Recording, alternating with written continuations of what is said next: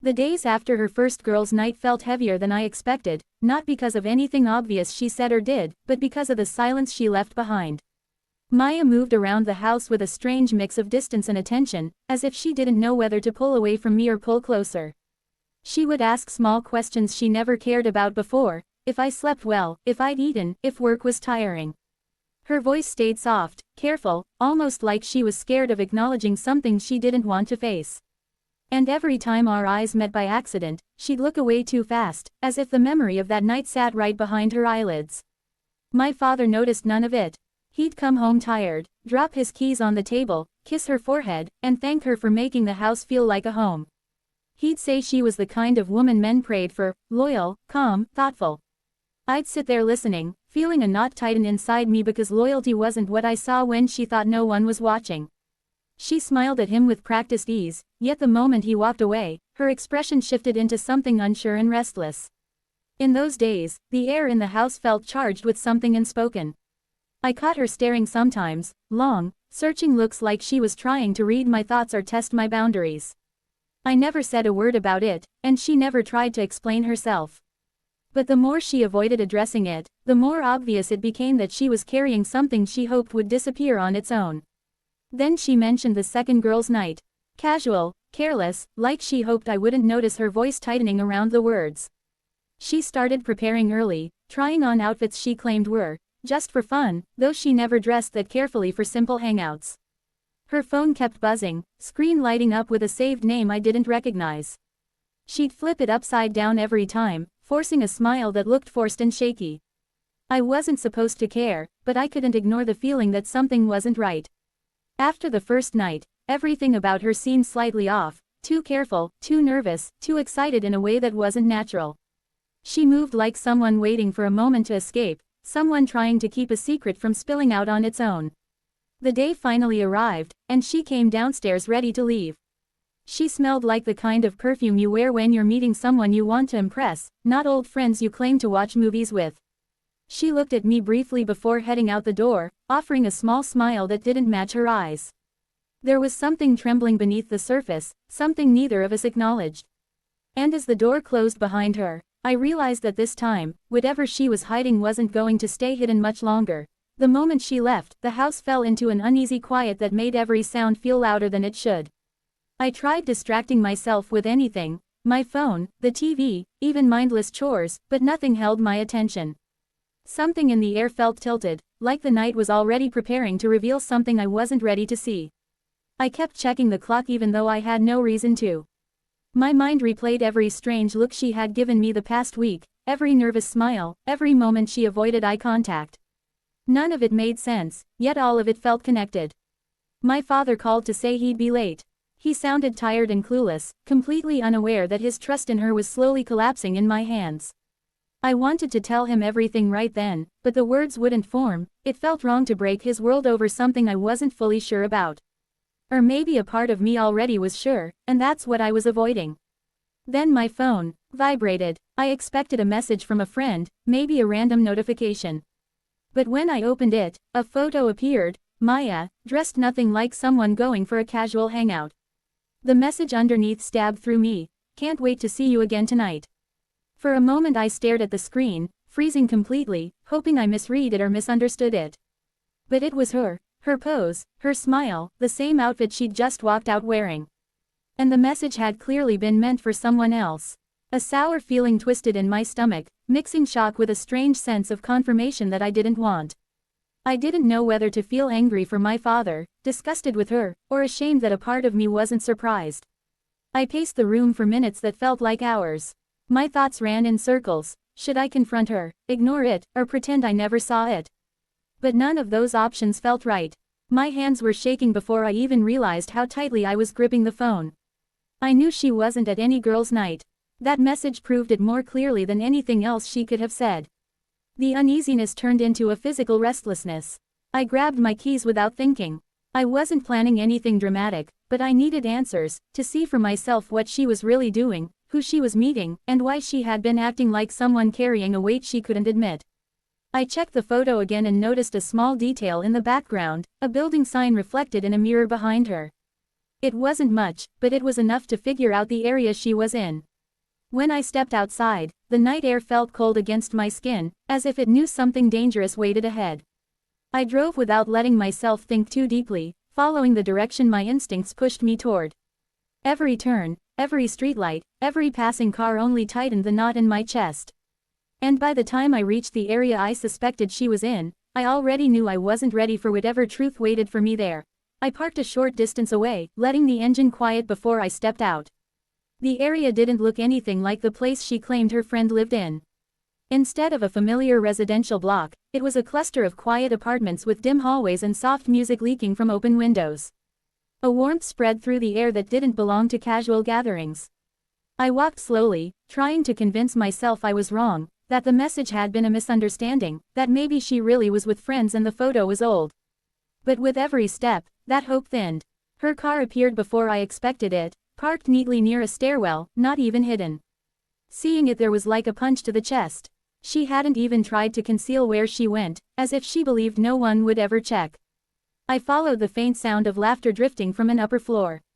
At first I couldn't tell if it was hers, but as I got closer, her voice separated from the others, lighter than usual, carefree, threaded with a flirtatious tone I had never heard from her inside our home. The door at the end of the corridor was slightly open. Just enough to let voices slip through. Just enough to tempt someone standing in the shadows to look. I hesitated, gripping the railing, fighting the urge to turn around and leave everything untouched. But walking away would only leave me with 1,000 unanswered questions. I leaned forward, just enough to catch a glimpse through the crack.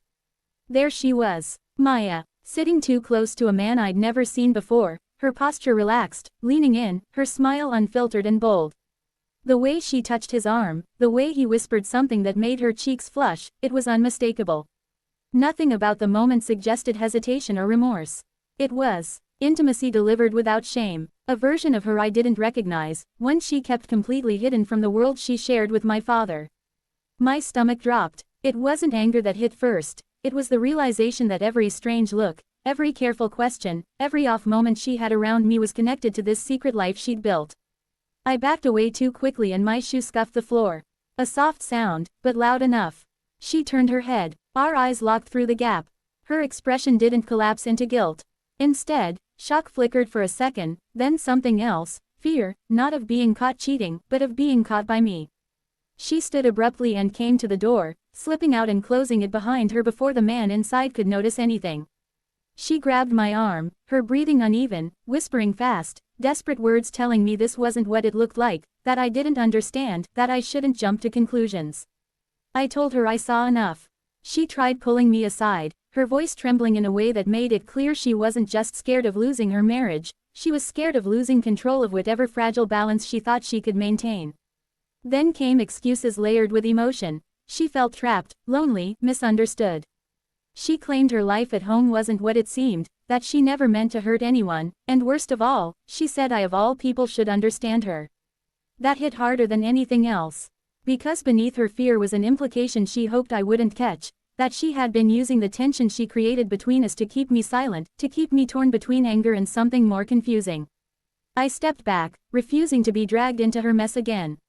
She reached out like she wanted to stop me, but I told her I was done protecting her, done pretending the truth wasn't right in front of me. Her face froze, and for a moment she looked like she didn't know whether to beg or blame. I turned away, leaving her standing in that dim hallway with the man waiting inside, and for the first time, she realized she had truly lost control of the story she'd been trying to shape. I walked away from her without looking back, letting the cold corridor swallow the echo of her words. My chest felt tight, not just from what I saw, but from the weight of finally acknowledging it. This wasn't suspicion anymore, wasn't confusion or misinterpretation. It was truth, raw, unfiltered, and impossible to turn away from. By the time I reached the parking lot, my hands were shaking, and I wasn't sure if it was anger, disappointment, or the shock of seeing how easily she stepped into someone else's arms. The drive home felt longer than it should have. Every streetlight that passed over the windshield reminded me of the look on her face, fear mixed with entitlement, like she believed she still had some hold over me. I replayed her excuses again and again, each one sounding weaker than the last. She wasn't trapped, she wasn't misunderstood, she wasn't lonely, she was lying, and she had been lying for longer than I wanted to admit.